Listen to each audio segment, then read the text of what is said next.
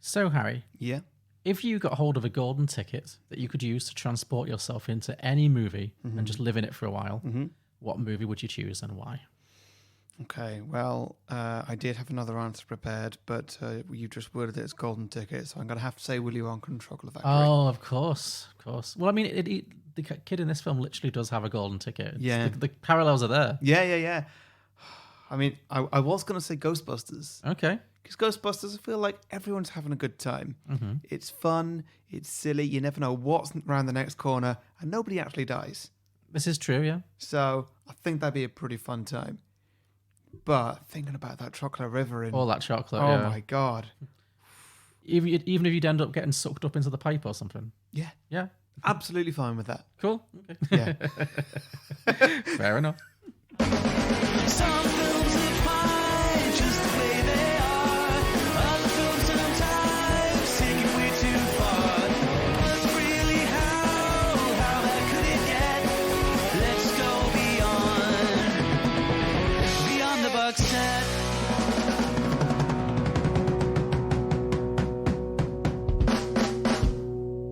Welcome back, everybody, to Beyond the Box Set, the podcast where today we're pitching prequels, sequels, and spin-off ideas to The Last Action Hero. We'll also be pitching some drinking games and hearing other sequel pitches from our Twitter followers. But first, we're going to talk about some of our favourite moments from the original movie and catch you up with a bit of a plot summary. But first, we're going to talk about some of our favourite moments from the original movie and catch you up with a bit of a plot summary. I'm the newly harried. Fucked it up. I'm the newly harried Mary Chapel. I'm the newly married Mr. Chapel. And I'm his blushing bride. You wish. Yes, that is true. I did actually get married this weekend. So Oh, congratulations. It was a beautiful day. Thanks. So I'm told. I wasn't invited. Shut up! You were the best man. I was very much invited to listen to it. It was a lovely day. You took all the credit for everything going smoothly. I did. Yes. It was great. You had all the stress of actually getting married. I got to be like, take all the credit. It was fantastic. Yeah. The only bit that didn't go smoothly was the bit where we scratched a really fancy car that you weren't in. I had no the part only of bit that you at all. weren't involved in just went wrong. See, if I'd been driving that car, it never would have happened. You'd be driving it, it'd be in the river. That is true, yeah. But scratch free. But no, congratulations on your marriage. It was a lovely day, and yes, you looked beautiful. So Thanks. Yeah. You look pretty good too. thank you. Yeah, screw up well, don't we? Anyway, so I'm Harry, the host with the most muscles. Really? I reckon I could beat you in push-ups and stuff. You've said this before. At some point, it's gonna happen. All right, if you say so. Joining me as always, the host with the most nicely arranged fat is John Lucas. Oh wow, that's a change of pace. What's going on here? You never complimented my flat. Oh, I said fat. Oh, fat. Nicely arranged fat. Oh, That's how I used to describe my muscles. oh, is this well arranged fat? Oh well. Yeah. Well, that worked out better than expected. You bitch. So, Last Action Hero. Yes. What do you think? Well, this was quite something, wasn't it? Yeah. So this was technically my pick, but actually I gave my pick over to one of our lovely listeners called Kate, who wrote us a really nice email about us wrapping up soon and happened to mention this was a film she'd really like us to do. And I thought, you know what? Of course. How could we not? So we did. So thank you, Kate. I'd never seen this before. No. Had you? Yeah, I think I had. You'd seen this before? Oh, interesting. Okay. What did you make of it then? Well, to be fully honest, I had seen maybe the first half an hour of this before getting bored and turning it off. Okay. All right. This film is slow. Great concept. Some of the execution is fantastic, but a lot of it is just really, really badly paced. Yeah, I wouldn't so much say it's slow as it's long. Yeah. It's very, very... there's no earthly reason why this needs to be 2 hours and 20 minutes long. It takes a literal half hour to get started. Like, there's no anybody crossing between the cinema screen until about half an hour in, which is insane because that's the concept of the movie. They had to do all that deep character work first. They really cared about that kid, you know. Oh, and I didn't like the kid either. No, the kid was a bit of an issue for me. Yeah, I'm sorry. He was a big discount John Connor / the best friend from Big. Sure. And yeah, I think we were spoiled by Big. Like, you see how good a child actor can be in Big, and then you get back to this kind of lower level Yeah. child actor. It's just annoying. Yeah. I mean, one of my... Yeah, I had a lot of problems with this movie. Okay, cool. Yeah. Good. We're on the same page. Yeah. One of my major ones, though, and it's related to this, is that this movie has entirely too much dialogue. There's more. This has a lot more dialogue than Arnold Schwarzenegger as an actor is capable of sustaining. It's just far too much exposition, and between him and the kid, because he obviously Arnie, God bless him, very good in many things, but far too many long speeches and dialogue-based jokes in this that just kind of I literally couldn't understand. Yeah. And the kid is not the best actor, and he kind of feels like he's rushing through all his lines a little bit in that way that nervous people who aren't very good at acting do. And so he's like dropping lines a little bit as he's like slurring his words and rambling through these, again, overly wordy jokes. Yeah. And so there's long stretches of this movie and I'm just like, I haven't understood a word anyone said for about 10 minutes time. I'm so lost right now. Yeah. Yeah. So I struggled with that. I literally don't know how it finishes. I wasn't on my phone. I didn't turn it off. I wasn't asleep. It just didn't go in. It just vanished. Yeah. Well, yeah, it doesn't also make any sense. And this is the thing I found the most interesting about this film is that, and I think this is why Kate chose it for us. This is a notorious disaster, right? Like in terms of it was a box office failure. It got horrible reviews. It was really the first Arnie flop. Like it's a shame because it's such a great concept. It's an amazing concept at such an amazing time in movie history. Like it's 2 years after Terminator 2. This couldn't be fresher. Was it too fresh? Maybe it was. I don't know. But like, because it's picking so much fun at the action hero trope, and this was just after action hero movies had peaked. It's the perfect time for it. It's the perfect time for a movie with such a good concept. Absolutely. And it didn't work. Well, one thing I think you can really tell watching this movie, and that I kind of guessed might be the case, and then was proven to be correct. Watching this movie, I was like, I bet this movie has about 8 or 9 screenwriters. I bet it's been written and rewritten, and that is actually exactly what happened. There's been like books and podcasts made about how much of a disaster. This movie would actually be a great subject for Do Go On. I'm surprised they've never done it. Like, there's so many stories. I won't tell all of them because, we don't have time. But the long story short, it was originally written by an up-and-coming young writer called Zach Penn, who was just a big fan of these action movies and wrote this kind of apparently very funny spoof, that took the basic concept of a person going into an action movie and the other characters not realizing they're in an action movie and playing with all the cliches, all the things this movie could do very well. So this guy, Zach Penn, wrote it, and then he sold it very quickly. But then it got passed over. It got sold by the same studio that makes the films, and then Arnold Schwarzenegger gets cast, and it's like, well, he wants to do it, but he doesn't want to make fun of himself too much. So then it got rewritten by Shane Black, who is obviously directed Die Hard and many other great action movies. Then it got passed around. Carrie Fisher had a go at it at one point, writing it. Writing. Well, like did she do much writing? Yeah, well, I don't know if she wrote a new version, but she did like script doctoring, so she would punch up scripts and make them funnier. Yeah, it just got so many rewrites, and also it was on a complete. It was one of the most expensive movies ever made at the time. It was scheduled to be the movie of 1993. That was the thing. They really pinned all the hopes because it's Arnold Schwarzenegger, and it's it's this big action, but it's also a comedy. It's got a great concept. This is going to be the studio Sony Pictures were like, this is going to be the one for this summer. Yeah.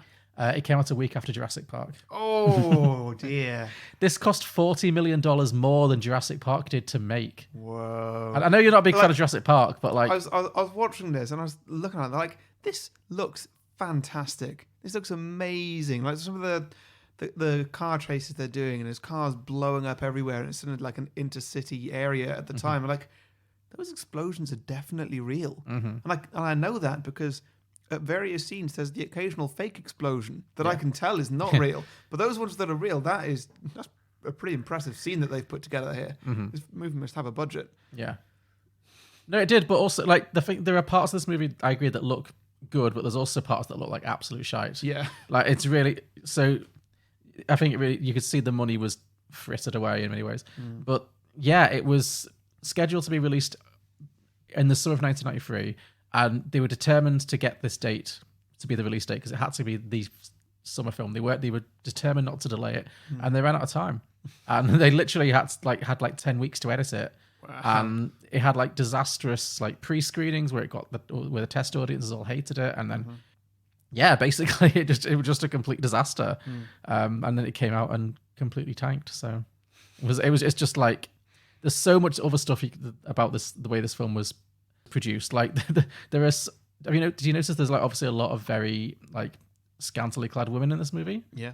So allegedly, several of those women were prostitutes, Right. who were hired by the studio executives. That's another thing I was thinking. Sometimes there's shots with like hundreds of extras, Yeah, all in costume. Yeah. Well, it turned out, and Like again, in the police precinct place. yeah. Like some of the shots they'd put in that were insane. Mm-hmm. A lot of budget must have gone into that. Oh, sure. I mean, some of the police station stuff is absolutely, mental. But yeah, allegedly, rumor has it, probably true, that all these studio execs were using the movie to like pay for their hookers. Oh God! And like just like money laundering, and just like hiring them as like extras, just putting them in the film just so they could like hide the money. So yeah. Wow. And that's what I mean. They do make a joke of like, oh, where are all the ugly women? Everyone's super beautiful in this world. Yeah. Like, but yeah, that's why there is like that joke works. It lands. That's a decent enough joke. But yeah, it's, and by it works. It lands. It wasn't like that's funny. Ha ha ha. It was more like, oh, I understand.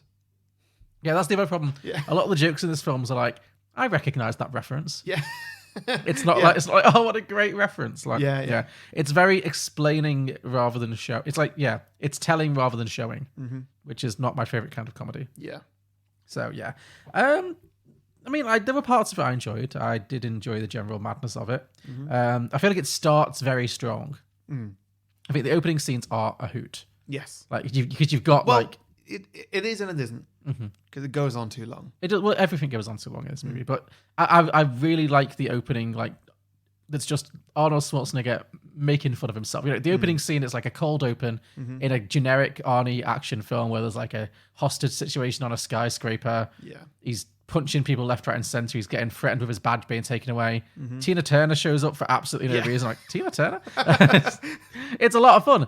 See, I don't really know what Tina Turner looks like, but I know what impersonations of Tina Turner look like. Yeah, sure. So when she came on screen, I was like, why does this woman look just like Tina Turner? Because it's Tina Turner. and then that thought came to my mind, and I was like, why would Tina Turner be in this? Yeah. Well, why would anyone be in this? We'll get to the cameos, but she was the first of many. Yeah. But yeah, it's doing this whole Arnie bit, that's only slightly more ridiculous than some of his serious movies. And then it pulls out and we find that it's a little kid watching the latest Arnold Schwarzenegger franchise movie. And it's this character who's called Jack Slater, who's like supposed to be like a very Arnie-esque action hero. And then we get all these great just Arnie taking the piss out of himself parodies. Like Arnie and Hamlet. I loved that scene. That was fantastic. That was amazing. It's the best line of the film. To be or not to be. Boom. Not to be. It's great. That's the best line of the movie. I mean, there are lots of good quotes in this. I will say there are there's definitely a few try-hard moments, but that was definitely the one that stood out to me. Yeah, I think I would have liked a whole movie of just a much shorter whole movie of just this kind of silliness, really. Just Arnold Schwarzenegger taking the piss out of himself, because there wasn't really enough of that in the second half as much. Yeah. So, but yeah, then it kind of pulls out into the world, and like I said, we've got this kid who's called Danny, who is a teenager living in New York with his widowed mother, played by Mercedes Rule, who we last saw in Big. She's just obviously played a lot of mums in this kind of general early 90s, late 80s period. And he's this like movie fanatic, and he spends all his time at the local cinema, which is run by a faintly creepy old man called Nick, I think. And yeah, he's obsessed with this Jack Slater franchise, which stars Arnold Schwarzenegger, who is called Arnold Schwarzenegger in the movie. Yeah. This movie exists in a world in which Arnold Schwarzenegger is a movie star, and so he's been skipping school to watch all these movies. And the old man who runs the projector at the top of this like all night cinema invites him to come back at midnight to watch like a pre-screening of the latest Jack Slater movie. It seems like they just play all Jack Slater all the time. Yeah, I guess. He's just got to watch him one. He's like, oh, the new one's just out. We've got a midnight screening. So the kid is going to come to the cinema at midnight to watch the first ever screening of the Jack Slater 4, I think it is, or 3, I can't remember. But before he can get there, he's the subject of a violent robbery, which why was this scene in the movie? I'm not sure at all. This is there's so many weird, jarring tonal shifts in this movie. Like things happen where you're like, what? That's not the tone I thought this movie was going for. Yeah, he gets like violent. His flat gets broken into by some criminal, some crazed guy who chains him to a toilet and like threatens to stab him. It's like really, really intense, and it never ever comes back. Yeah. There's no payoff for that. Like, it's not like when Arnie comes into the world, he like finds that criminal and beats him up and gets, revenge for the kid. He literally, it's just something that happens. Yeah, I don't know. It's trying to set the scene that he lives in a rough area. Sure. But everything Do that that happens, so much easier. Yeah. But like nothing that follows like particularly references that happening like that. You could. It's a really intense thing to happen to a little kid, but in this movie, it could be pulled. It could just be lifted right out. Yeah. It wouldn't change anything about the narrative whatsoever. So the next thing, he's in the police station, and he's given a witness statement or something, and then the police are just like, okay, you can walk home. Like, he's just been like assaulted in his own home. He's like 11 years old, and they're just like, yeah, it's midnight. It's 5 to midnight in New York City. Clearly a very dangerous part of the city. You can walk home. You're probably fine. Don't wait here for your mum or anything. We'll just let you go. Yeah. Also, I noticed just before the criminal breaks into the house, he looks at his watch. It's like, oh, it's 11:15. Better go down to the cinema for this midnight showing. Then there's the break-in. He gets handcuffed to the toilet. He gets threatened at knife point. At some point, he manages to escape and call the police, and he has to go in and give a whole witness statement. Then cut to the scene where he's in the police station, like just being let out. He looks again over at the clock in the police station. It's 11:55. This is all taken place in the space of 35 minutes. Oh, God. He's been robbed, made it to the station, given a statement, and is being released in the space of 35 minutes. Madness. So then he gets to the cinema, and he's just in time to watch his Jack Slater movie. And is this when he gets the magic ticket, which again I don't think is explained particularly? Well, it is, and it's also over-explained. I forget at what point the guy gives him the ticket, but this guy just comes up, the projectionist, Nick, comes up to him and says, like, so Houdini once gave me this ticket, and it was given to him by an Indian man, and it was given to that Indian man by a Tibetan. I was like, well, what's all this detail? What's this paper trail you're building up yeah. now? Yeah. And I never had the guts to use it. Oh, that was a real, like, wave away weird. Yeah. Oh, why did you never use this magical golden ticket you would hold on to? Oh, I never had the guts. Like, yeah. What? Yeah. What? It's like, do you want to use it? Oh, yes. Okay. Tear it in half. Right. There's your stub. What? That's like a. Yeah. How old is that ticket? It's been given to multiple people. You just tore it in half. What? I know it's like it'd be like an heirloom or something. Surely. It'd be worth, and it's never talked about that this ticket isn't single use. Oh, it's such a MacGuffin, the ticket. It's just purely a thing to put in to and I guess move the plot along. And I guess that it's torn in half so that there can essentially be 2 tickets later on. Oh, yeah. I don't know. When I was about your age, Harry Houdini played this theater, and my pop took me backstage to see him after the show. And he made a gesture, Houdini did, like this. And all of a sudden, this was in his hand. And he said to me, he whispered, he said, this is a magic ticket. It was given to me by the best magician in India, and it was given to him by the best magician in Tibet. It's a passport to another world. It was mine, and now it's yours. And now it's yours. What's it do, Nick? I never had the courage to find out. Had the ticket for years. And I wanted to try, but I guess I was afraid it wouldn't work. See, I was your age. Houdini was like a god to me. But what if he was faking? And then again. So he takes the magic ticket and he uses it to kind of check into the cinema, and he starts watching the new Jack Slater film. And in the middle of the film, there's a car chase with explosions, obviously, classic Schwarzenegger. And then a bomb is thrown, and it comes through the screen, and lands right next to him. Yeah, and then it goes off, and he wakes up and he's in the car. And now our hero, Danny, the little kid, is now mysteriously in an Arnold Schwarzenegger / Jack Slater movie. Now, two things here. First of all, he's not injured at all. No, he's perfectly fine, yeah. So, Well, I mean, they do kind of comment on that. well, I mean, the explosion happened in the real world, and True. it was enough to throw him through the screen. True. So, like, he should at least have, like, even if it was comical, he should at least have, like, singed eyebrows or something. But no, nothing. He just basically wakes up in the back of Arnie's car. Yeah. So there's that. And when later on they go back into the real world, into the cinema, there is no damage. It was a magic bomb, Harry. It was bombing A stick of dynamite went off in a cinema. No damage. It was just an explosion of magic. That's all it was. Okay, cool.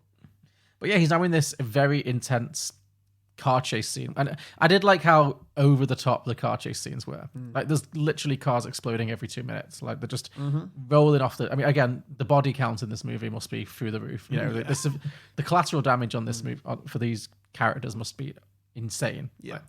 So they're driving up around the highway, just being chased by villains for reasons unclear. And Arnie's just kind of like, oh, who are you? And I'm going to really try and refrain from doing Arnie impressions because it's not good. But he just kind of accepts that this kid is randomly in the back of his car. And then they end up being, I guess they kind of, the kid just keeps commenting on everything. He's like, we're in a movie. This is a movie. And that's like the next 20 minutes of the film. Oh, it's really annoying. Like, I don't understand, like, this kid's whole half hour of the film that it takes to get to this point is setting up that this kid loves these movies, is obsessed with them, and like they're his happy place. And when he's in one, he never seems to just like enjoy it.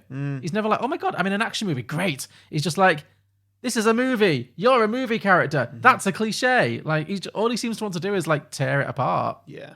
It's weird. Maybe it's like a comment on like toxic fans. I don't know. Probably not, but I don't know. But yeah, I did wish he would shut up a little bit. And it takes him way too long to work out that he's in the movie. And it's like, well, we the audience know. Yeah. So can you just catch up, please? Yeah. Because it's frustrating you not knowing. Yeah, I mean, some of the jokes were good. I liked it when the set randomly changed. He's like, this is a different set. Like, that was good. But like, a lot of it was just like, this is what would happen if you were in a movie which you're in.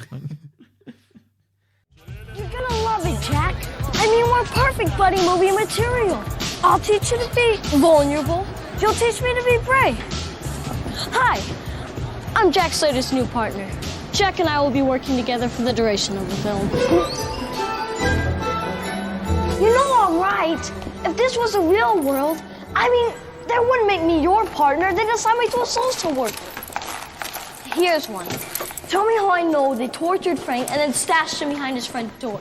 Because I saw it on screen. Because this is a movie. You're very clever. And the only reason why I'm not roaring with laughter is because someone killed my favorite second cousin. And it's a big mistake. That is what you were gonna say, right? Gee, how would I know that? No one likes a smart ass. This sets off this like film within a film kind of plot, which really is complete nonsense. Like, there's some random stuff about there's a gangster and there's another gangster who's like a hitman who's played by Charles Dance, who's the best thing in this film by far. Yeah. And then there's Arnie's second cousin who gets killed. Basically, Charles Dance is a hitman. Charles Dance from Game of Thrones. He's a hitman with a crazy fake eye that he switches every few minutes for a differently designed fake eye. Just for fashion. It's a fashion eye for sure. Yeah, it's a villainy eye. Yeah. Villainy eye. Yeah. And he murders Jack Slater's second cousin. Which is, and the joke of this is that it's a very like loose relative. It's like, you killed my second cousin. Big mistake, you know. Oh, doing it again, sorry.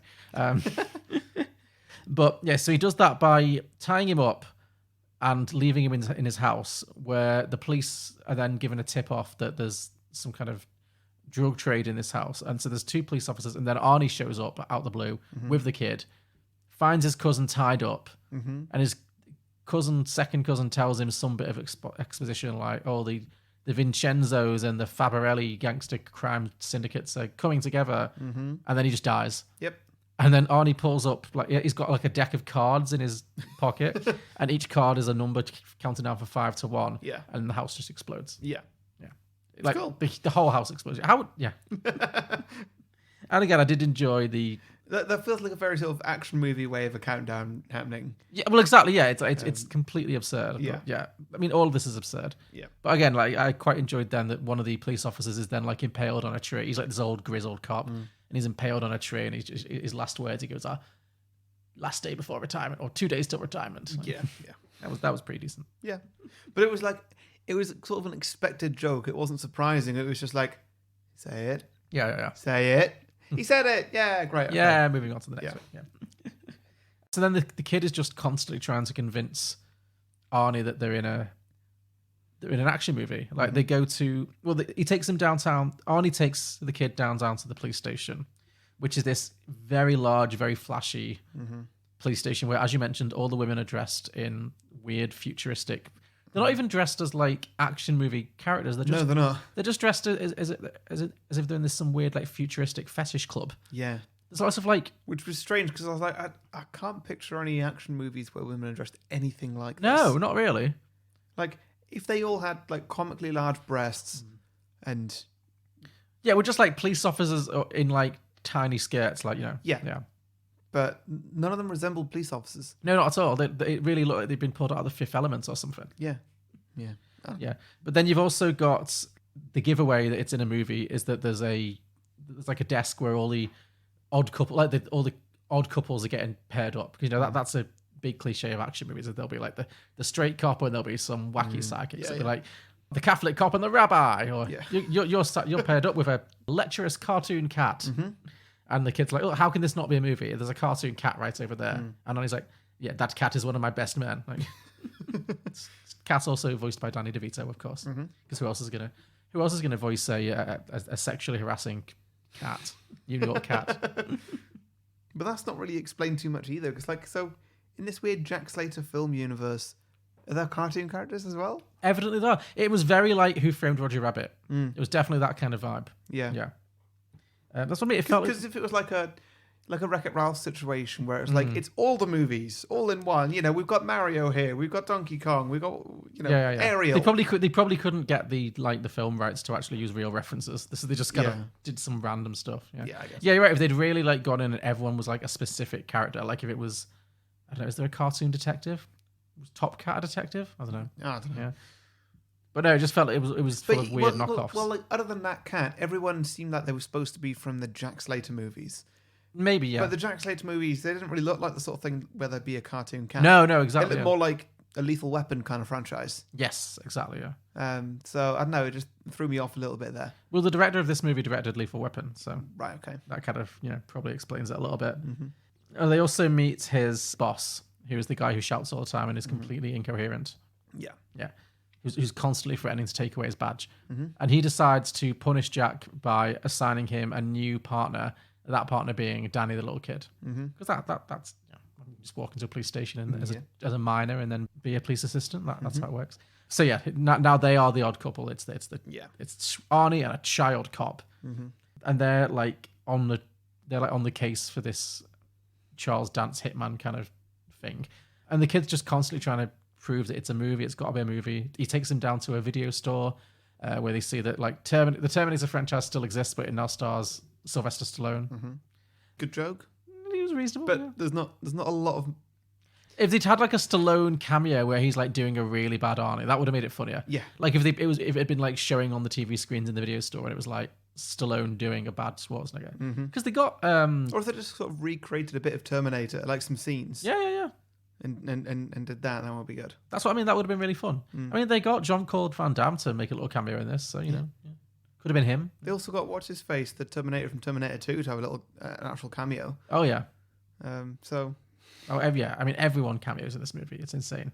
So yeah, then they go and Could they, if they couldn't get Stallone to do that, given they could get Van Damme to come in, could they not put him in? That's what I was going to say. That could all... just say he was the Terminator and just forget about Stallone. Yeah, because then they could have done something with it. Yeah, that could have been actually quite funny because then, I mean, who is Van Damme if not the knockoff Stallone? So that could have been a joke in itself. But yeah, it didn't really go there. But yeah, so it's just kind of underlining that there is a world in which Arnold Schwarzenegger exists, but in this world he's been lifted out because Jack Slater exists instead. Yeah. They go and visit Jack's daughter, Whitney, who is this blonde, buxom kind of very shrill. I feel like this character got lost in the edit completely because she really comes and goes in the movie. Yeah, she does. She has quite an introduction, and then she's just not in it, and then she shows up for like a minute, and then she's not in it again.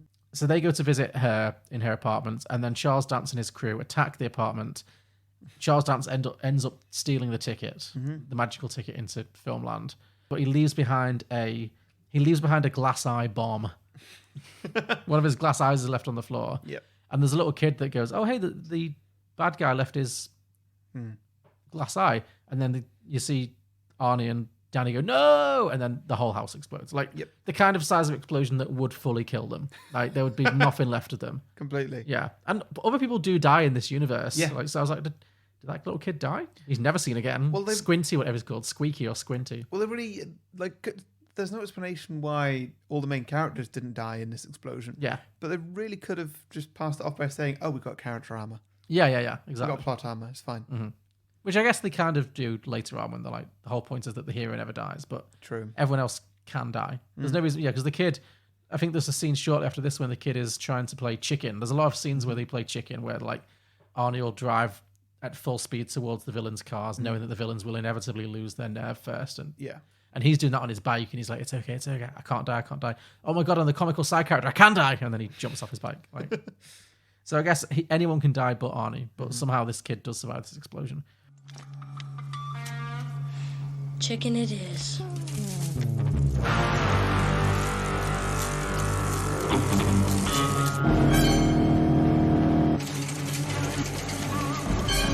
This is gonna work. It's a movie. I'm a good guy. This has got to work. I'm a comedy sidekick. Oh shit! I'm a comedy sidekick. It's not gonna work.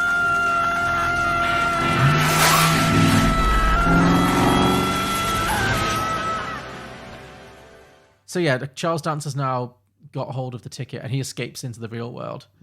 And Arnie and Danny then follow him into the real world, where Jack Slater has to reckon with the fact that he's not in a action movie anymore and think he doesn't know how to deal with real world reactions. So for example, when he shoots a car with a single bullet, it doesn't explode. It's just got a little hole in it. Yeah.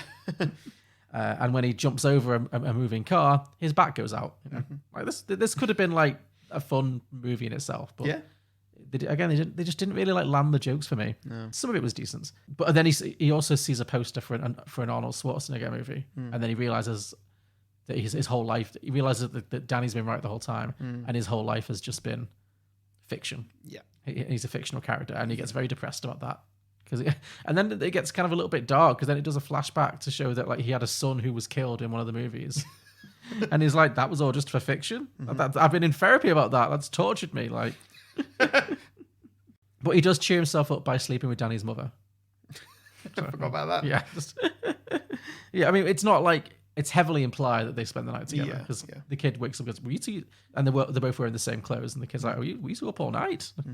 So then Charles Dance, his plan, I mean, this is very, I had to Wikipedia what the plan was because I honestly had no idea what, like. I haven't the slightest idea. No, I mean, do you have any memories left of this half of the movie? Or I genuinely don't know what happens to Charles Dance. Yeah. He does die. Okay. Yeah. I don't know how that impacts your sequel writing, but he does die.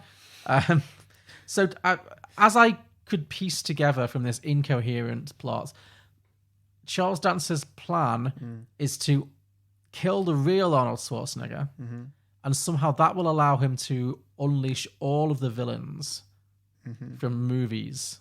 Because he goes back into a movie, we assume, and finds the killer from the cold open movie from the beginning, like the last Jack Slater movie, who's like this weird-faced guy who like likes to stab people. And he tells him, this Stabby McStab-face guy, to go to the Arnold Schwarzenegger thing and murder Arnold Schwarzenegger. Yeah. And it's this like glitzy New York premiere for the movie. Yes. For the new Jack Slater movie. And we've got real Arnie, and also we've got fake Arnie, Jack Slater. And we've got all the cameos now, all the random 90s cameos. We've got Little Richard shows up, MC Hammer. Little Richard. It's so random, yeah. You know who I was surprised not to see? Whoopi Goldberg. Yeah, right. Normally, if there's a cameo in a 90s or 80s movie, she's there. Didn't see her. I mean, I don't blame her, but was so expecting a brief like talking head from Whoopi Goldberg here. So the psycho killer tries to kill real Arnold Schwarzenegger. Jack Slater jumps in and saves him at the last minute. Real Arnold's like, "You're the best I've ever seen," like thinking it's a lookalike. Yeah, it's body double. A body double, a lookalike. Yeah, and he thinks the whole thing is like a publicity stunt by the studio. He's like, "I wish they'd tell me when they're going to do this tacky shit." Like, and it ends up like there's a big chase. And I was a bit disappointed that real Arnold Schwarzenegger then just disappears. I would have liked more of like the two Arnies. Yeah, that could have been like a fun bit, but definitely, yeah. But it ends up with like a recreation of the rooftop scene from the previous Jack Slater movie, where. Because in the previous movie, we saw how the killer had his little boy with like a knife to his throat at the top of a rooftop, and it's like raining, and it's like, classic action movie. Yeah. And there's also quite a funny bit where he says like, "Drop the weapons or the kid gets it," and he throws his gun down. He goes, "Do you think I'm stupid?" And then Arnold Schwarzenegger like literally pulls out 15 guns from every orifice of his body. Like that was good. That was good. Yeah. But yeah, they recreate that now, and instead of his son, now they've got Danny. The killer has Danny on top of the rooftop. And yeah, there's a standoff. The killer gets electrocuted. Like he throws the Danny off the roof, and Danny's like hanging onto a metal bar.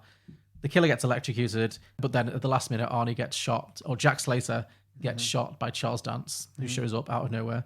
Then Charles Dance does a bit of villainous exposition. Then he also gets killed, and then Arnie does another great quip. He goes, "No sequel for you." But then, when Charles Dance dies, he's holding the magical ticket, and the magical ticket floats into the air and then lands back down on the street outside an indie cinema that's showing like an art house showing of The Seventh Seal, which is a famous black and white Ingmar Bergman movie about death. And this allows the character of Death to escape through the screen. It's the weirdest part of the movie for me. Because it really didn't make it... I mean, it was quite fun, but it really didn't pay off particularly. So Death, played by Ian McKellen, which is fun, just walks out of the screen and starts killing people. It's Ian McKellen in what I believe to be his first major movie role. He's now looking on his IMDb, he's been in movies since like the 60s. Yeah. Which just because is... you've never heard of them doesn't mean they're not major. Yeah, it does. How dare you? Okay. I have no further point. No. I don't know. I mean, yes, he was more of like a theatre kind of guy, but yeah.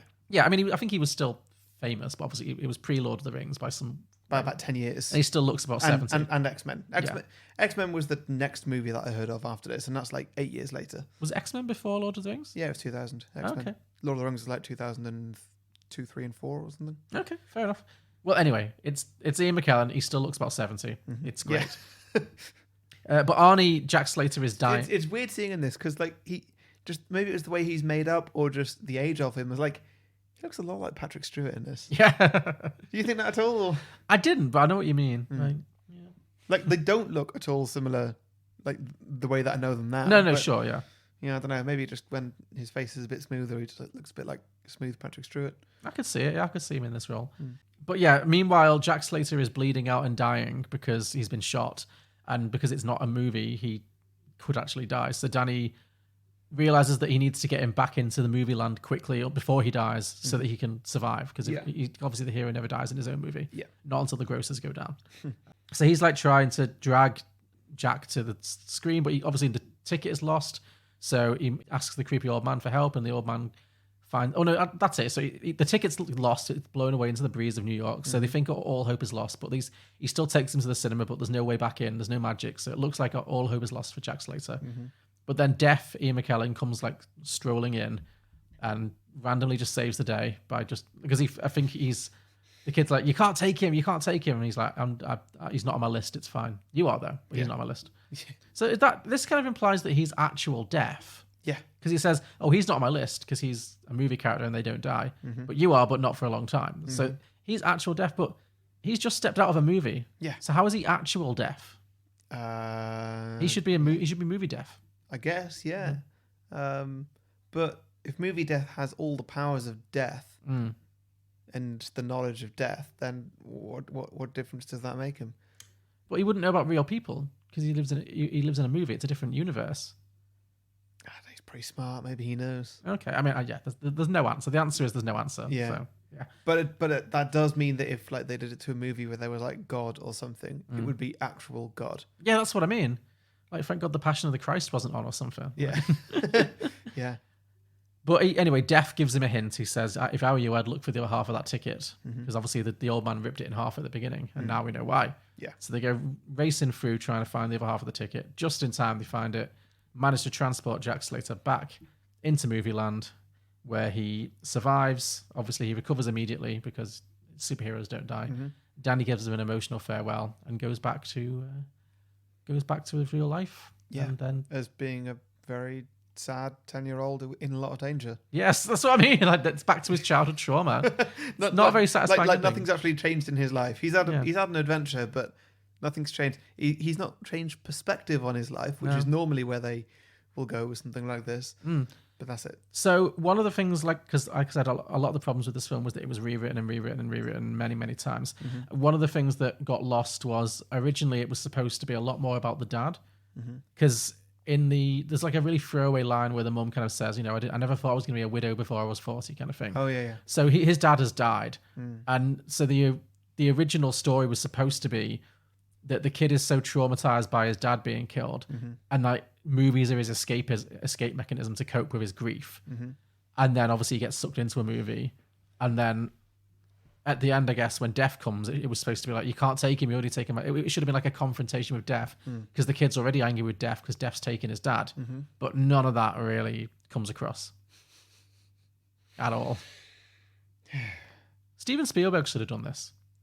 He'd have done a better job. He loves sad children with like dead parents. Like that's classic Spielberg, Yeah. This could have been. I mean, there is a really bad ET shout out, which looks much worse than the original. When he's on the bike. His Oh bike goes over God, the moon. yeah. But yeah. I think if someone like Spielberg, who has like a real sense of childhood wonder and magic, had done this, it would have been better. Yeah. Also, the original writer who lost the movie, like the guy who originally wrote it, who got it taken away from him, and then it got rewritten by Shane Black and Carrie Fisher, all these other people, and he like had no control over the ending, and he said like the movie was so far away from what he wanted it to be. This like smart parody. That guy Zach Penn went on to write X2, All right. Ready Player One, and Free Guy. Yeah. So those last two, they definitely I can see that. Yeah. So he did well for himself, even though this one didn't work out for him. But, Yeah. So yeah, you can Wow, still, he really has a thing, doesn't he? he's really escapism in the movies, for children. Yeah. Okay. Hey, yeah. everyone needs a thing. Right, is that a heavy plot point in X2? Like alternate universes kind of thing? No, not that I can remember. I've not seen it in a long time. But in Ready Player One and Free Guy, I mean, it's, it's very this. The parallels are there. Sure. I mean, I guess he just keeps trying to get it right. Yeah. Is Free Guy the best one? I thought you said you liked Free Guy. Or was that something else? Yeah, I like Free Guy. Because Ready Player One was a bit meh. I hated it. Yeah. It's awful. But that was also based on a book, so I guess he just adapted it. Okay. Yeah.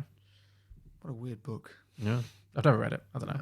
But yeah. So yeah, that's Last Action Hero. I think it's like I said, it could have been a really good idea. Well, it was a really good idea, but the execution just isn't there, really, is it? Yeah. No. Too many cooks, big old mess. Yeah. No sequel for you.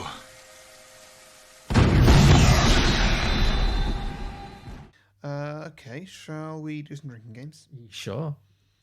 Okay, so first one I've got is drink for a cliche. Drink for a cliche, like a 2 days away from retirement. Yeah. A knowing cliche. Yeah.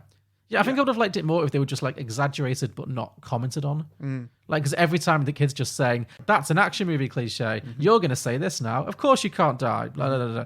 If they'd just done it and like he was living it but not constantly commenting on it and making it seem like one of those TV shows you watch on, like Greatest Movie Goofs or, all those shows like that. Like it would have, I think it would have been better if it hadn't like been so heavy handed with it. Yeah. Very good though. Drink for cigars. Yeah. Every time Arnie has a cigar in his mouth, or if he smokes a stick of dynamite as if it's a cigar, that works too. Yeah. Drink for a cameo. A cameo, yes. So who we got? So Tina Turner in the beginning for absolutely no reason. Yeah. So there's two kinds of cameos. There's the cameos that are like Sylvester Stallone, the Terminator from Terminator 2, and Jean-Claude Van Damme, yeah, and I think a few others. And then there's also just weird superstars that are there for no reason. People who just show, like Little Richard for no reason. Yeah, John Belushi, MC Hammer, like a lot of like very 90s ones as well. A lot of them haven't aged. I'm sure there's lots that you wouldn't even have noticed. Yeah, so you definitely drink for a cameo. Drink for explosions. Yeah, I got that too. Drink for a quote. Drink for a quote. What was your favourites? So to be or not to be? Not to be. That's definitely one of the best ones. You want to be a farmer? Here's a couple of acres. Yeah. It's great. When I don't even quite understand that one. As soon as he said, like acres as in, it's hurting. Yeah, it's aching. Oh, I just got that now. Here's two things that are aching. A couple of acres. Oh, that was it. Yeah. Yeah. God. It was great because, like you just said, you want to be a farmer. I was like, okay, here we go. Here we go. Something's coming here. And then here's a couple of acres, and I'm like, what? That's a real thinker. Yeah. Wait a minute. Oh, I get it. Oh, okay. And he's already moved on. Yeah. And like I said, I mean, Arnie he gives good pun. That's one of the things he's famous for. But some of these were just, you really have to think about them, and the delivery isn't the clearest, you know. Yeah. But other lines he did. I mean, that cat is one of the best men I've got. That was a line I enjoyed. What one? That cat is one of the best men I've got. No sequel for you. You're going to grow up and have all the joys of adulthood: acne, shaving, premature ejaculation. Yeah. Here's a question: who is this movie for? I have no idea. Like that's it, because it really feels like it veers between being very much a kids movie to then jokes about premature ejaculation and people getting blown up and killed left, right, and center. Yeah. I don't know. Yeah. It's not a good film. No. Drink for crocodile shoes. Yeah. He's got those crocodile shoes that many a close up of them. Yeah. Similarly, I had drink for any just weird costumes or costume choices. I mean, there's many weird. Yeah. The background characters are just, especially in that police station, they're just Also, another little detail I liked. It's a joke that many of the slightly adult cartoons have done, which is when the main character opens the wardrobe and all their clothes are identical. Yeah. You know, The Simpsons have done it. Family Guy's done it. I think Free Guy did it as well. Sure. Yeah, that's good. Drink every time you can't understand a line of dialogue due to either bad acting or incoherent accent work. Yep. Yeah, I'm done. Oh, all right, okay. I've got a few more. Drink for concealed weaponry, hidden guns. Drink every time he says "big mistake." Drink every time Danny comments on what's happening in an annoying way. And drink every time the Charles Dance flips a glass eye. Oh yeah. Yeah. Drink for a new eye. Drink for a new eye. Yeah. Drink every time the daughter screams. Yeah. Oh, we didn't talk about the funeral scene because it made no sense and it would have lifted right out the movie. What funeral? For the Mr. Farts a lot guy. Oh right, A completely absurd half-hour sequence that again makes very little sense. Yeah, I don't remember what that was. So I mean, I remember it now, but I just don't remember what it was. Yeah, so they turn up at a funeral for this. I think Charles Dance and the other villain have, as part of their plot, for reasons completely unclear, they've shot a very fat person, and then they've filled his body with exploding nitrate or some kind of gas, and then set it so that he'll explode and take out half the town, basically. And then Arnie has to. To be fair, this probably was the only time I laughed out loud when Arnie goes up because he knows that this corpse is filled with gas, and he walks up and he's like, "He was a good man. He was a flatulent man," and then he goes, "What's that?" Like Arnie doing like proper comedy acting always tickles me because he obviously he wouldn't. He's like, "What's that? Help me!" And he's doing like a second voice like, "Oh my God, this man is alive!" And then he's just like Weekend at Birding the corpse, just like flinging it around and like he's like, "This man needs a doctor. I'm a doctor." Check his chin. Yeah, that whole scene, and it was pretty absurd. And then he ends up falling into like a pit of tar, and then the next scene, the tar's completely wiped clean. Like you just see him like wipe himself with a towel, and then he's like wiped clean. Like, yeah. That was pretty funny. It just none of it made any sense. That's the problem. There were individually funny scenes, but it didn't make any sense, and it was really hard to follow what was going on. Yeah. Because there was also F. Murray Abraham, the other villain who the cat shoots. Yeah. There's so much going on in this film. There really is. I don't know. Yeah, I think it defeated us, to be honest. Yeah. Well, I'm struggling to talk about it because I just don't remember very much of what was going on because it just didn't go in. Like I say, I don't remember how Charles Dance died. Yeah. I his barely glass remember. eye exploded, I think. Was it? I think so. Or maybe Arnie shot him in the glass eye, something. Yeah, well, it wasn't particularly clear. No. Clearly, it wasn't for Charles Dance. Whee. Great. Okay. Well, I guess those were our drinking games. Let's see, Alex. What do you think of Jaws, which is at 97% Rotten Tomatoes? I find it to be anti-shark propaganda. What do you feel about the Entourage movie, which is at a meager 33%? I think they finally got Hollywood right. How about It Follows, 97%? Worse than your parents giving you the sex is evil talk. How do you feel about Juno, which is at 94%? That would be a movie that celebrates a teenage homewrecker. How about Bewitched at 25%? Best television adaptation ever put to film. How do you feel about American Hustle at a towering 93%? Overwrought awards bait. Righteous Kill, 19%. The movie that Michael Mann wishes he had made when he created Heat. Sounds about right. I'm Julio. I'm Alex, and we are the Contrarians. As you can tell, our thing is that we rage against the Rotten Tomatoes machine. Regardless of what we really feel. Find us on Apple Podcasts, SoundCloud, Stitcher, TuneIn. Facebook, Twitter, we're everywhere.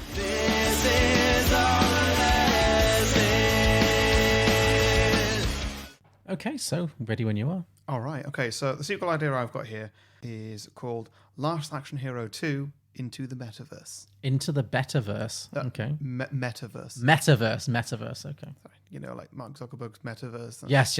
Okay, sure. I thought like Betterverse was like a pun on that, but sure. Okay. No. Okay. I mean, if you think that works, No. Yeah, stick to your guns. Sorry. I don't want to claim that this is going to be better than that. Sure. Okay. Because it might not be. So anyway, 28 years later, whatever, it's now. The other half of that ticket blows around until it eventually gets found by a new character Okay. who I've cast. I think you pronounce his name Gaten Matarazzo. He plays Dustin in Stranger Things. Okay. Oh, you love pulling from that Stranger Things cast, don't you? Well, I mean, he would be a good fit for this. yeah, that's what I thought. Like, Yeah. he would actually be a good fit. I definitely wanted a younger person to be in the role because it kind of mirrors this, and you Yeah. can just be a bit playful with it. Okay, I can see that. He Yeah. just works. And Sure, I will okay. never cast Finn Wolfhard in anything. He gets cast in way too many things. Yes, indeed. He's never anybody's favourite character. No. I feel like he's probably going to stop getting cast in everything quite soon because it doesn't seem like it's working. But Well, let's see how Ghostbusters does. yeah. Anyway, Okay. So Dustin is how I'm going to refer to this guy from now. Okay. Doesn't bode well for him escaping that character, to be honest, does it? He is a Class A nerd. He Uh-huh. watches loads of films all the time, and he keeps up with every cinema release. He's probably more up to date on Marvel than I am. Okay. Anyway, he finds this ticket, and he very quickly works out it's a movie ticket. He sees that it's glowing, and he's seen fantasy movies before, so when he comes into contact with a glowing movie ticket, Does it just literally blow across his path one day? Yeah. Okay. when he comes across a glowing movie ticket, he very clearly magic. He very quickly supposes that something might happen if he takes it to a cinema. Okay. Like, this is clearly the start of some sort of adventure, so let's go for it. Okay. It's the kind of pace that this movie should move at. It's just like, yeah, get from A to B. Don't explain things. It's Yep. fine. Yeah. If it's a meta kind of movie, the characters should know, should realize things as quickly as us, the audience, can realize things. Sure. That's what's happening here. Okay. So he goes to the latest showing of whatever's on at the cinema. I've said it's Free Guy. Okay. Didn't realize it was the same director. So there's There you a go. little. It could be a nice little nod to him. Yeah. Same writer, not director. Sorry, yeah, right, yeah. Yeah, they obviously they don't accept his weird magic glowing ticket. because Strangely enough, no. it doesn't have a QR code on it. Yeah. So he just buys one for a $5, but keeps the magic one just in his pocket, just in case. Okay. He starts watching the film, and when Ryan Reynolds in Free Guy, he puts on the glasses and gets all his in-game graphics. You saw some. I actually didn't watch Free Guy. No. Okay, cool. Well, you know what it is. I never will now. It's fine. Yeah, so at one point, Ryan Reynolds puts on these glasses and he gets all the in-game graphics showing to him he's in a video game. Mm-hmm.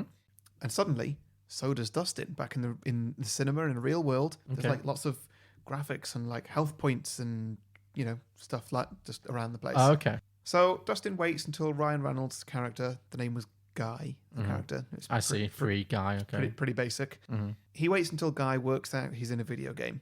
And so then Dustin walks up to the screen, goes to place his hand on it, and he falls through it. And he finds himself in the film with Guy. Okay. And so he goes straight up to him and says, "Come with me if you want to live." That's not a Ryan Reynolds line, is it? So Dustin goes up to Guy and says, "Come with me if Oh, you want to okay. live." Because he's just quoting films, because that's who he is. Okay. He's a massive film nerd. Okay. Guy, now wanting to leave what he thinks is just a video game world, immediately bays, thinking he's a video game character and he's going to get out. Okay. But then when they arrive back in the real world, Dustin has to try and explain all this to him.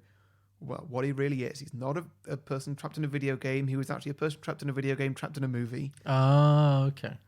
But Guy, being Ryan Reynolds, he's not very clever and he just can't understand it. So he thinks he's a real guy who got trapped in a video game. Yes, but don't get hung up on it. It's not important. Okay. But yeah, because Ryan Reynolds, he just can't get it. Okay. And also, he's really annoying. He makes loads of awkward jokes and no one actually likes him. Yeah, sounds about right. Yeah. And so just when Dustin is about to give up on this absolute idiot and throw him back in the movie and give up, he notices there's paparazzi all around because they think they're snapping photos of Ryan Reynolds. Like, oh, sure. Sure, he's a dumbass, sure, but he's a A-list movie So this star. is still a world in which Ryan Reynolds exists, yeah? Yeah, sure. Okay. And this gives Dustin a very big idea. Okay. So smash cut sometime later. It's a YouTube stream. Okay. Hey everyone, it's your boy Dustin. You're watching Outside the Movie, where I'm interviewing actual film characters taken from the movies. Celebrate 100 million subs. Today we're going into the metaverse. I'm joined today by The Rock from Jumanji, Truman from The Truman Show, Neo from The Matrix, and of course the Merc with a Mouth himself, Deadpool. So everybody, how do you feel about knowing that all your worlds were a lie, and is this the real world? Should we start with you, The Rock? Welcome to Outside the Movie. So he's doing a... He's doing like a video podcast where he's where he's interviewing actual movie characters. Like an interview show. show. Yeah, I like that. To see, like, you know, what's Neo got to say about this? That's fun. That sounds like a fun kind of sketch. Yeah. Yeah. So I've got a little bit of script here, which I'm just going to text you. Okay. And then we'll go through that together. Okay. So who am I playing? All right. So you're going to play every other character. I've written it out. So if you start with The Rock. I'm being The Rock. Yeah. So I'll just finish off that last line from Dustin. So should we start with The Rock? Welcome to Outside the Movie. Well, hi, Dustin. This is my best Rock impression. Thanks. Well, hi, Dustin. You sound very similar. To be fair, you two do look similar. Yeah. Yeah. All the muscles, Yeah. To be honest, I was already a kid stuck in a game character, so it wasn't even in my own world, really. I'm happy that I'm here and I'm not being eaten alive by hippos. And then Truman from The Truman Show says, "Where's the Maker? Are you the Maker? I have to speak to the Maker. He controls everything." And then Deadpool. Dustin, babe, none of the worlds are real. The House of Mouse bought out and destroyed our world, and you brought me here. But this isn't real. It's just the ramblings of a lazy podcaster. And then Neo from The Matrix says, "This isn't the real world. This is just another construct from the machines," before flying away through the ceiling.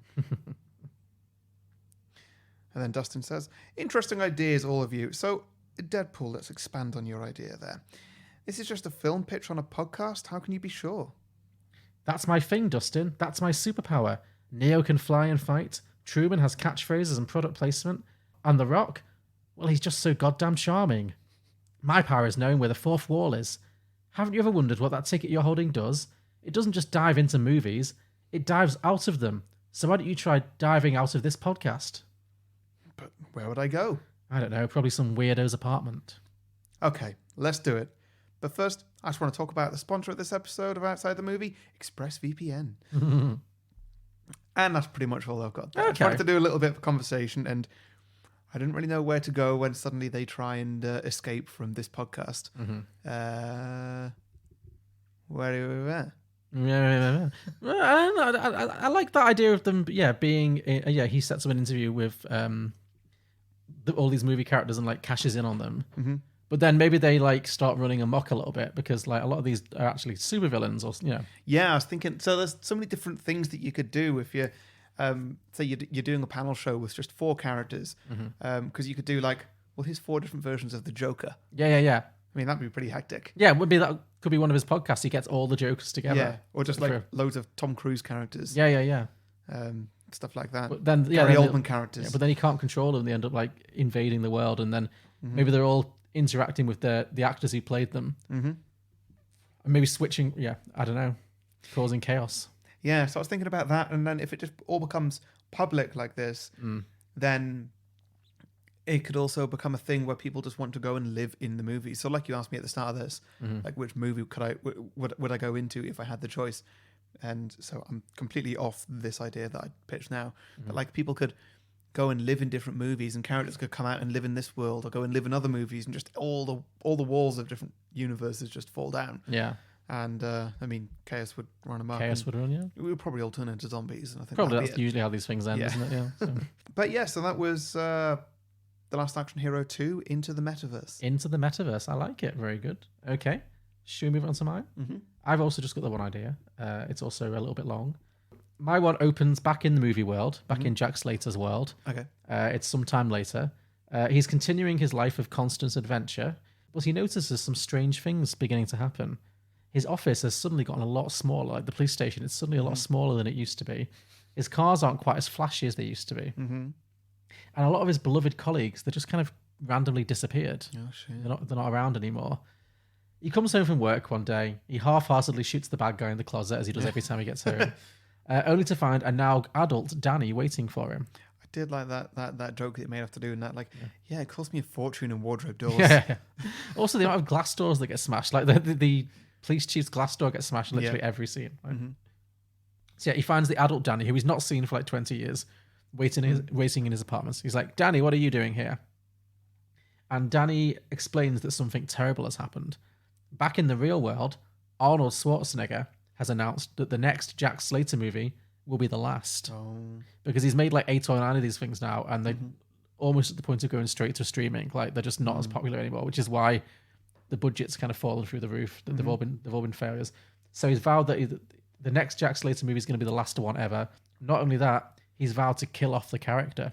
Oh, damn. So Danny's gone back into movie world to rescue Jack Slater before he gets killed. Because as far as he knows, if Arnold kills the character, maybe the character just dies. Mm-hmm. So, and this is his friend. This guy, he had an adventure with 20 years ago. Yeah. So Jack Slater now has to go back with Danny to the real world to convince the real life Arnie not to kill the franchise. Mm-hmm. So the two of them go back into the real world again, and I'm thinking a lot of this movie can just be like a series of wacky misadventures as they try to track down the real Arnold Schwarzenegger while also kind of posing as him. So obviously, he's a pretty noticeable person. Oh, yeah. Because this is the thing that this movie didn't do enough of, like, real world people. Body switching. Yeah, or not even body switching, just like, mistaking him for Arnold Schwarzenegger and the excitement that would cause. Mm-hmm. They really did it with the mom, and that was it. Mm-hmm. And a tiny little bit at the premiere. So that could be a whole thing. But ultimately, they're trying to track down Arnie. But Jack is not the best at blending in for obvious reasons. Yeah. And it's soon trending all over social media that Arnold Schwarzenegger, the actor, has been acting very strangely lately. Mm-hmm. Just going back a bit. So, I'm sorry, I will let you continue. But the mum she slept with who she thought was Arnold Schwarzenegger. We assume, yeah. After very quickly meeting him. Yes. How quickly after meeting, like, one of the most A-list celebrities in the world... Do you think you'd allow yourself to sleep with them? Oh, immediately. Yeah. Because you don't know how much time you're going to have. Like, without a one-time thing. Without very much explanation, if I brought Chris Hemsworth to your apartment... Sure, yeah. Would you go to town on him? Yeah. Okay. Yeah. Wouldn't you? I might join in. Yeah. So it's soon trending on social media that Arnold Schwarzenegger, the actor, is behaving very strangely lately. Mm-hmm. They finally tracked down real Arnold Schwarzenegger on the set of Jack Slater 9, Vengeance Never Dies. Nice. Yeah. And I'm thinking that actual Jack Slater can be really mind-blowing about, like, being on a movie set that looks like his actual life. Like, that's going to be really weird for him. Oh, yeah, that's cool. Yeah, so he can be, like, completely blown away by that, and, like, he thinks he knows everybody. And yeah, he keep bumping into colleagues, wouldn't he? But they're just the actors who play them, so yeah. He doesn't like maybe the guy who played, because the guy who played the police officer, the police chief, who was like literally just shouting and spitting nonsense, and you can't understand a word he's saying. Maybe like when he's not performing, he's like very like upper class British, kind of very well to do, and speaks very slowly and properly. It'd be like that dodgy episode of Red Dwarf where they went and met the cast of Red Dwarf. Yeah, exactly. Yeah, that kind of thing, but good. Yeah. So they ultimately confront Arnold Schwarzenegger in his trailer and try to talk him into changing his mind, but Arnie refuses to listen. He says, look, I'm sick of this character. He's a relic. He's a has-been. He's not even profitable anymore. Last time I played this role, I won 3 Razzies. And maybe Jack Slater can be like, wow, what an honor, congratulations. He doesn't know what that means. So the duo beg him to reconsider, but he's unmoved, and ultimately he threatens to call security to get them out of his trailer. Yeah. So thinking fast, Danny pulls out the magic ticket, opens a wormhole to Movieland, shoves Arnie into it. Actual Arnie into it, yeah. Okay. Any movie specifically? Or? Into Jack Slater land. Right. Yeah. So then Jack Slater's like, what are you doing? And Danny says, do you have a better idea? I'll go in with him and see if I can change his mind. In the meantime, you stay here and stall this movie. So Danny jumps into Jack Slaterverse with real Arnold Schwarzenegger, whereas Jack Slater's now left having to impersonate Arnold Schwarzenegger. Yeah. You following? Yep. Good. Okay. So Jack is now posing as Arnie, struggling to pass himself off as the real Arnold Schwarzenegger. And he needs to stop this movie from being made, obviously, because if it gets finished, then he will die. So he tries to slow the movie production down by just being a bad actor, by fluffing all his lines and just being really bad. Pretending, exactly, yeah. But the team are kind of a little bit too prepared for that. So you can see, like, you'd have like some bitchy crew members being like, "Oh my god, he's even worse than usual." Don't worry, Mr. Schwarzenegger, we'll fix it in post. Yeah. And then he starts claiming that he has some issues with the script and he demands rewrites. So, and that does manage to stall things for a while. He manages to put the movie on hiatus for a few months while they retool it and rewrite it because he's just that powerful, you know. So that buys him some time.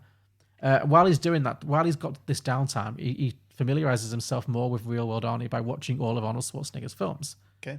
And he's a little bit disappointed. He's like, I bet all these characters are just like me.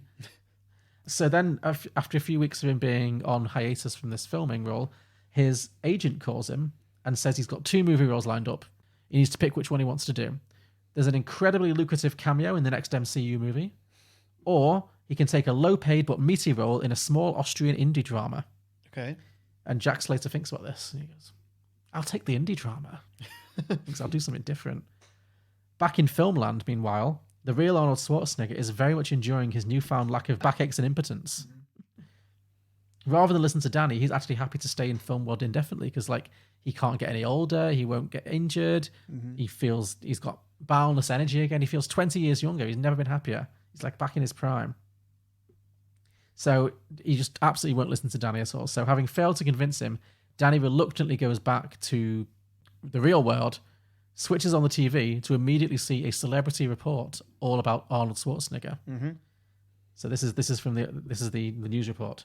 Comeback king Arnold Schwarzenegger has been picking up Oscar buzz for his powerful against-type performance as a dying baker in the tear-jerking Austrian indie hit Jürgen's Last Stroopwafel.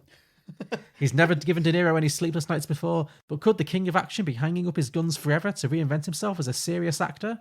Our critics say, maybe. So Danny is absolutely horrified, naturally, and he tracks down Jake to confront him. I've actually done some dialogue as well now, so I'm going to text it to you.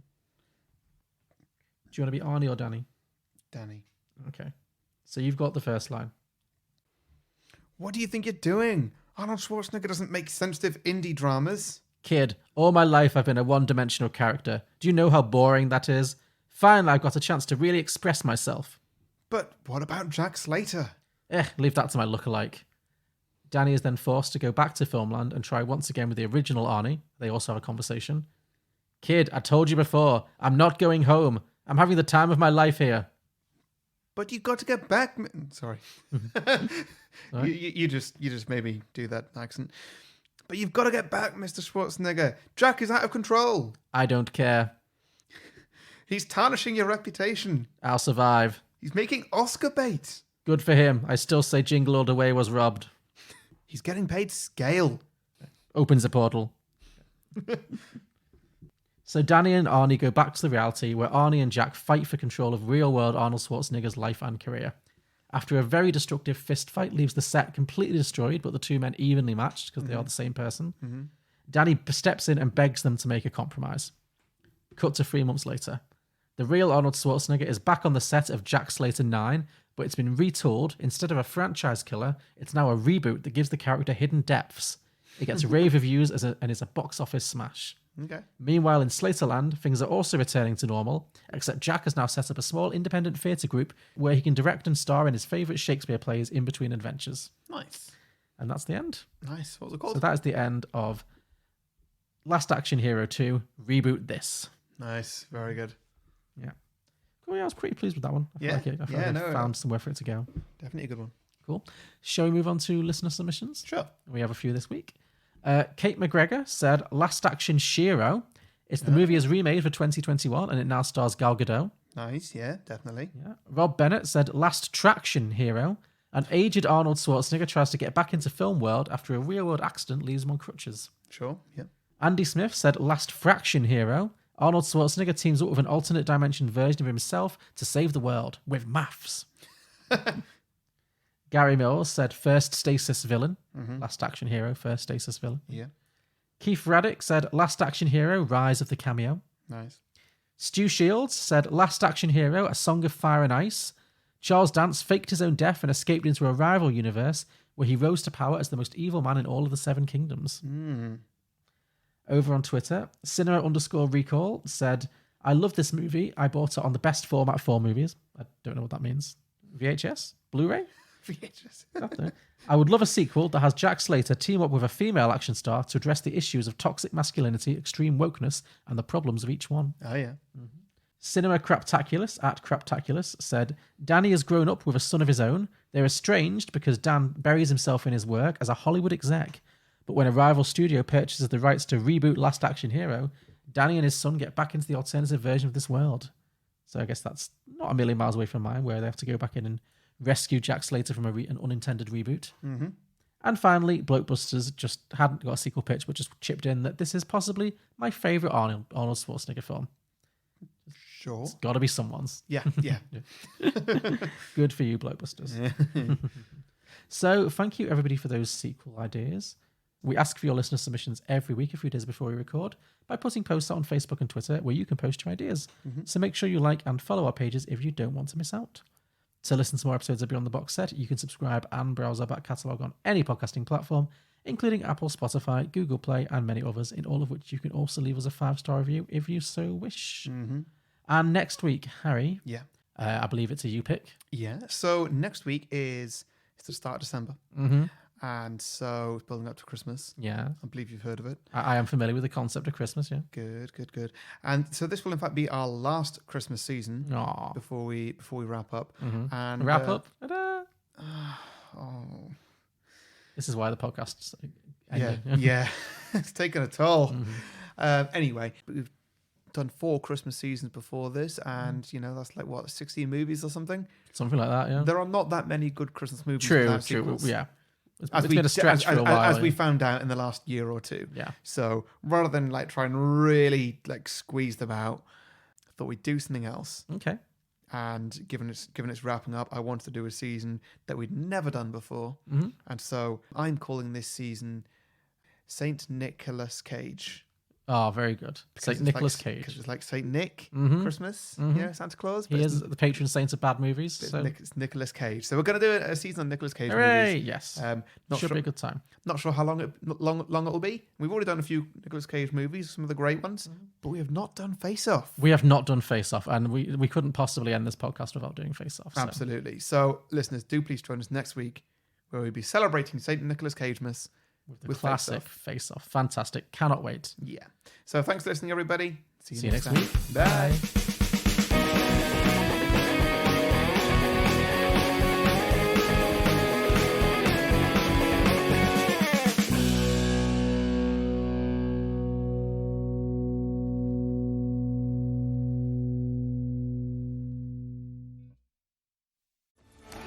To be or not to be? Not to be.